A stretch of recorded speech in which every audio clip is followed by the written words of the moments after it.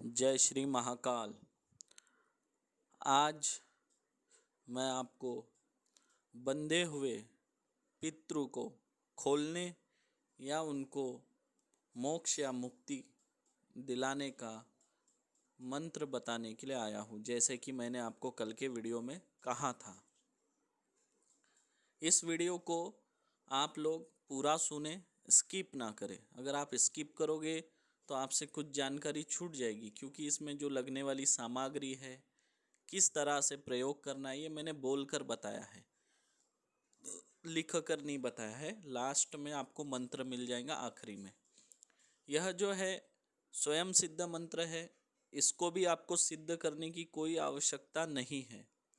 और ये यमराज जी का मंत्र है।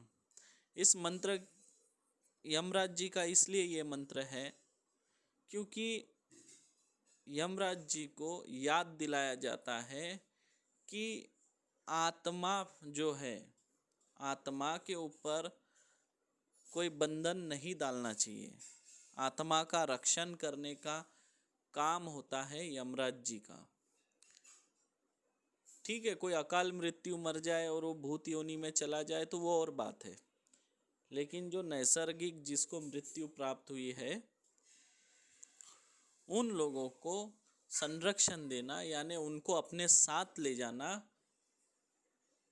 उनको कौनते लोक में रखना है, उनको किस योनि में जन्म देना है, ये सारी चीज़ें यमराज जी तय करते हैं। तो उनका काम है उसे, जो भी आपके पितृ है उनको लेके जाना। जब भी हम पितरों को कोई भोग चढ़ाते हैं, तब उस समय के लिए पितरों को छोड़ा जाता है, वो आपका भोग स्वीकार करे आकर। इसलिए अगर कोई आपके पितरों पे बंदिश डालते हैं तो समझ जाइए आप बहुत परेशानी में आ जाएंगे। जिस तरह भगवान को हम मानते हैं, भगवान से हमें सब कुछ मिलता है, धन, वैभव, ऐश्वर्य, सफलता, है ना, ये सारी चीज़ें, सुख, शांति। तो ठीक उसी तरह याद रखें, कई लोग ऐसे, कई सारे लोग हैं जो अपने पितरों के बदौलत करोड़पति अरबपति बने हुए हैं। ये याद रखें, पितरों की आशीर्वाद और आपके पीछे उनका आशीर्वाद रहना, कृपा रहना बहुत महत्व रखता है।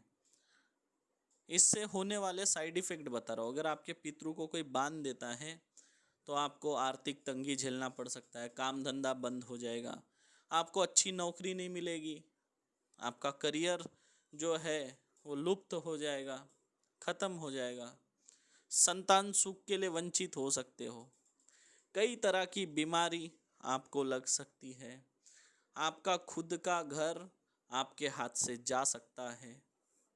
वही अगर आपके पितृ खुश हो जाए या उनका बंधन खुल जाए तो आपका ठप हुआ वाला बिजनेस अचानक खुल जाएगा, संतान सुख की प्राप्ति हो जाएगी, धन, वैभव, ऐश्वर्य, मान, सम्मान सब आपके कदमों में आ जाएगा, कई तरह की बीमारियों से आपको निजात मिल जाएगी। तो ये आप समझिए, पितरों का खेल ये होता है।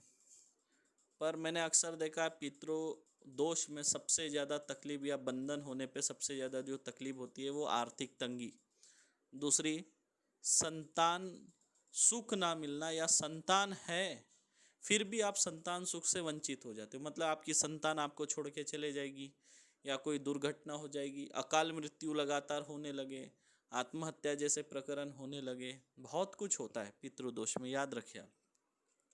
अब इससे आपको निजात कैसे पाना है, तो आपको क्या करना है, 11 प्रकार के व्यंजन जो आपको घर पे बनाना है, वो आपको घर पे बनाना है। याद रखिए, उसमें क्या क्या होगी, दूध से बने हुए व्यंजन 5 होने चाहिए, जैसे खीर चलेगी, उसके बाद में दूध से बना हुआ रबड़ी चलेगी।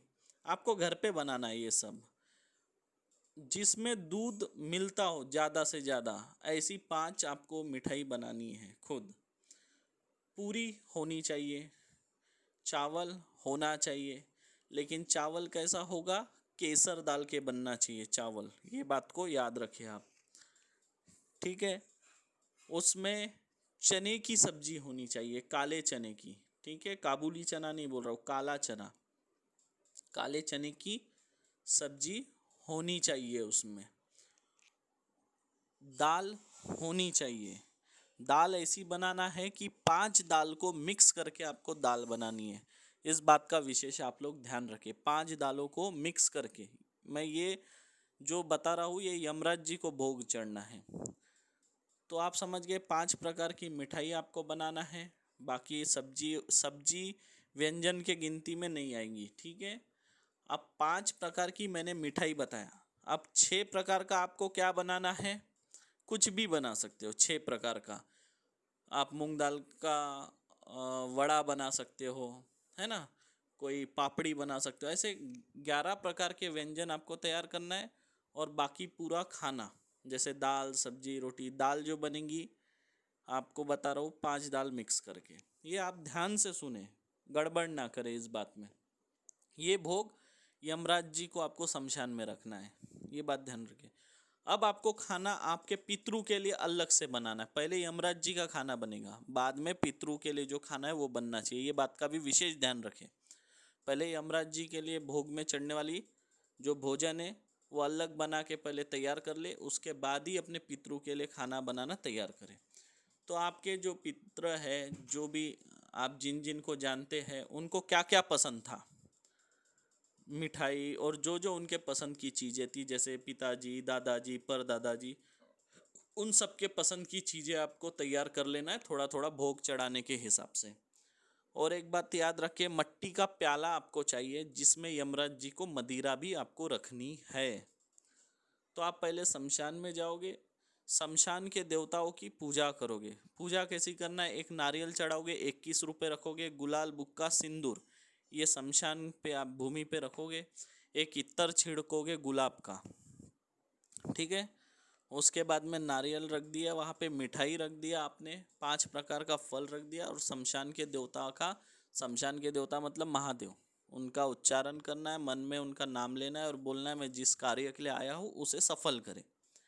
ये बोलने के बाद शमशान में कोई एक अच्छी जगह देखकर वहाँ पर आप थोड़ा सफाई करके बैठ जाए, और वहाँ पर पहले यमराज जी के लिए भोग रखे, जो भी आपने लाया वो सजा दे। सजाने के बाद में आपको वहाँ पर इस मंत्र को 108 बार जप करना है। 108 बार जप करने के बाद में मदिरा ये वो जो भी भोजन है वो सब आप रख दिया, वहाँ पे थोड़ा सा पानी हाथ में लेके उस खाने के ऊपर छिड़क दे, और यमराज जी से प्रार्थना करे आपके लिए भोजन रखा है, इसको स्वीकार करे। ऐसा बोल के वो जगह छोड़कर आप दूसरे जगह पे जाएंगे, वहाँ पर आप बैठोगे, और वहाँ पर बैठकर जो आपने अपने पित्र के लिए जो कुछ लाया है घर से बना के वो आप रखोगे। देखिए हर चीज़ होनी चाहिए। अगर आपके पित्र को सिगरेट का शौक था तो सिगरेट रखना है, तंबाकू का शौक था तो तंबाकू रखना है, शराब पीते थे तो थोड़ी सी शराब रखना है, हर चीज़ सभी चीज़ रखना है। अगर मान लो कोई तंबाकू भी खाता था, सिगरेट भी पीता था, दारू भी पीता, तो उसके लिए तीनों चीज़ रखना है, और उसके लिए भोजन जो उसके पसंद का था वो भी आपको रखना है। इस तरह आपको करना है। और याद रखें, जहाँ पे आप यमराज जी के लिए भोजन चढ़ाएंगे वहाँ पर एक अगरबत्ती जलाकर अवश्य रखें, थोड़ा सा इत्र छिड़क दे, भोजन पे नहीं साइड में ज़मीन पर। और आपके जहाँ पे आप पितरों के लिए भोजन चढ़ाएंगे वहाँ पर भी आपको थोड़ा सा इत्र छिड़क देना है चारों तरफ, और अगरबत्ती लगा के रखे। पानी का भी प्याला दोनों तरफ अवश्य भर के रखे। इस तरह का आपको ये प्रयोग करना है। इसके बाद में याद रखें, जो आप वहाँ पर मंत्रों का जाप करोगे उस समय काला आसन होना चाहिए आपका, कमल गट्टे की माला होनी चाहिए, दिशा पूर्व होनी चाहिए। याद रखें, फिर से बता रहा हूँ, काला आसन, काले कंबल का आसन, कमल गट्टे की माला, और पूर्व दिशा की ओर मुख करके आप जप करना है आपको। तो इस तरह आपके जो पितरों की जो बंधन होगा वो कट जाएगा। अगर उनको मुक्ति नहीं मिली होगी तो मुक्ति मिल जाएगी। अगर वो भूत योनि में चले गए होंगे, यानी जिनके अकाल मृत्यु से जिसकी मृत्यु हुई होगी, वैसे लोग, मान लीजिए अगर किसी की उम्र है 30 साल, और उसे जीना था 60 साल 70 साल, जो भी उसकी उम्र तय थी ऊपर से। अब उसने क्या कर लिया, सुसाइड कर लिया, या फिर वो अकाल मृत्यु मर गया एक्सीडेंट वगैरह से। तो उसे जैसे 30 साल की उम्र में मरा और उसे जीना था 70 साल, तो 40 साल उसे भूत योनि में गुजारने, मतलब भूत बनकर। आप समझ रहे, 40 साल, यानी जब तक 70 साल हो गए नहीं तब तक के यमराज के पास जो है वो खाता खुलेगा नहीं, और यमराज मार्क नहीं करेंगे, यमदूत को बोलेंगे नहीं जाओ इसको उठा के लाओ। तो 70 साल, मृत्यु आपकी 30 40 साल पहले हो गई, फिर भी जब तक आपका वो समय नहीं आता तब तक यमदूत आपको लेने नहीं आते। तो जब उसके 70 साल पूरे होते हैं तब यमदूत आते हैं और उसे भूत योनि से लेकर जाते हैं। इस मंत्र के करने से अगर वो भूत योनि में भी चला गया होगा तो भी यमदूत आके उसको अपने लोक में लेके जाते, फिर उसके कर्मों के हिसाब से उसे कहाँ रखना है वो रखते हैं। स्वर्ग में रखना है, नरक में रखना है, जहाँ कहीं रखना है वो उसके कर्मों के हिसाब से तय होता है। तो मैं आशा करता हूँ कि आपको आज का मेरा वीडियो पसंद आया होगा। आप अवश्य इसका लाभ लेंगे, और याद रखें इस मंत्र को आप ध्यान से देखिए। अगर आप खुद के लिए ये प्रयोग कर रहे हो तो जैसा मंत्र है आपको वैसा ही पढ़ना है, कोई चेंज नहीं करना है। अगर ये क्रिया आप किसी दूसरे व्यक्ति के लिए कर रहे हो तो उस समय आप ध्यान से देखिए, मंत्र में 4 जगह ब्रैकेट पे आमार लिखा है, 4 जगह ब्रैकेट पे आमार लिखा है। इस जगह आप जिसके लिए ये क्रिया कर रहे हो उसका नाम, उसके पिता का नाम और उसका सरनेम, ऐसा 4 जगह पे आपको बोलना होगा मंत्र के बीच में। देखिए जहाँ जहाँ आमार लिखा है चारों जगह पे उस साध्य व्यक्ति का नाम आना चाहिए, और 5वें जगह पे जो आमार लिखा है उसको कुछ नहीं करना है, वैसा ही पढ़ना है, आमार ही पढ़ना है। और 4थे जगह पे लिखा है आमार यही शब्दों जोदी नोड़े, मतलब मेरा ये शब्द खाली अगर गया तो ऐसा हम उसमें वचन दे रहे। तो इसका मतलब जो 5वें जगह पे जो आमार लिखा है उसको आपको चेंज नहीं करना है, केवल जहाँ जहाँ ब्रैकेट दिए हुए हैं वहाँ पर ही उस साध्य व्यक्ति का आपको नाम लेना है। इस बात का आप ध्यान रखें, इस बात का विशेष ध्यान रखिए, नहीं तो आपकी क्रिया विफल हो जाएगी। मैं आपको फिर से समझा रहा हूँ, मंत्र में जहाँ जहाँ आमार लिखा है ब्रैकेट में 4 जगह, वहीं पे दूसरे व्यक्ति का नाम आना चाहिए जिसके लिए आप क्रिया कर रहे हो, उसका नाम, उसके बाप का नाम और उसका सरनेम। अगर आप खुद के लिए क्रिया कर रहे हो तो आपको मंत्र में कुछ भी चेंज करने की ज़रूरत नहीं है, जैसा मंत्र है वैसा ही आपको पढ़ना है। मैं इसलिए बार बार समझा रहा हूँ क्योंकि आप लोग बाद में कमेंट कर करके परेशान कर देते हैं। ठीक है, आशा करता हूँ समझ गए होंगे ये बात आप लोग।